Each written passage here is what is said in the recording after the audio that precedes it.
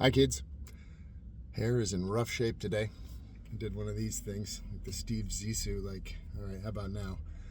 It's okay. I'm approaching game show host territory. Anyway, wanted to tell a story about acting today. I've mentioned, maybe you remember, I'm an actor. I've done some stuff. Here's a photo of me in Blue Bloods. Now, the hair was on point that day, right? That's some top-notch hair.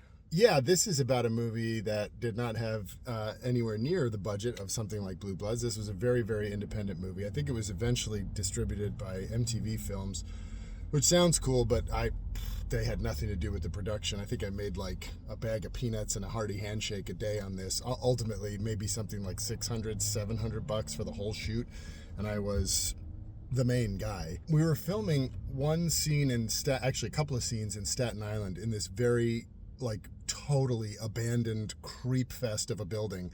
It was I don't even know what it had been, but it was so dilapidated and neglected that it just looked like a fucking haunted house, basically. We had been filming in one area, which is where all the gear was, and then we went down a level, so you can, down a level, a creepiness up a factor, into this basement that was just very sort of dilapidated and shitty looking. And that was obviously intentional. Like, the story was kind of creepy, and, is it a vampire thing? Is it a zombie thing? And ultimately it's just a creepy thing. We shot in this basement, and while we're all down there shooting a scene, the sound person can hear footsteps above us. And we're kind of curious. It's kind of fucking up the take. Also, who is it, right? The whole crew and everybody is downstairs, but all the gear and all the shit that is, valuable is upstairs. Camera stuff, lenses, tapes, food, all the shit we need to keep going. So you realize, okay, everyone's accounted for down here, which means somebody's fucking around up there. So you sort of break and run upstairs and check it out. And there's a scurrying sort of clearly somebody's running away. And they took one thing. What did they take? Not any expensive camera gear, not any super slick lenses that they could go and sell, not any sound stuff, not any food. They took the bag that contained the tapes of what we had already filmed.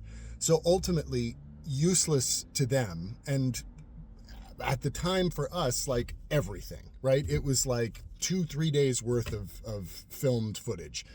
So back and forth, we're okay, where the fuck did this guy go? We're running out, chasing him this way, that way, and I'm an actor on a fucking low-budget movie. I'm making peanuts.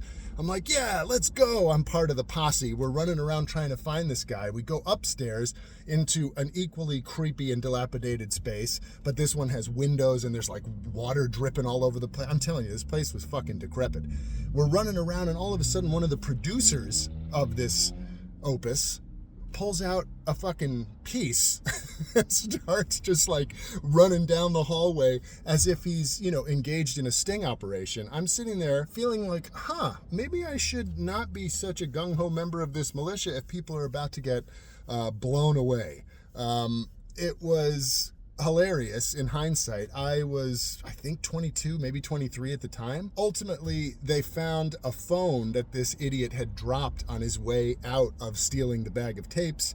They were able to negotiate a shady pact with his girlfriend or partner or whoever to return the tapes in exchange for the phone. Eventually, 5 hours later, we were filming again.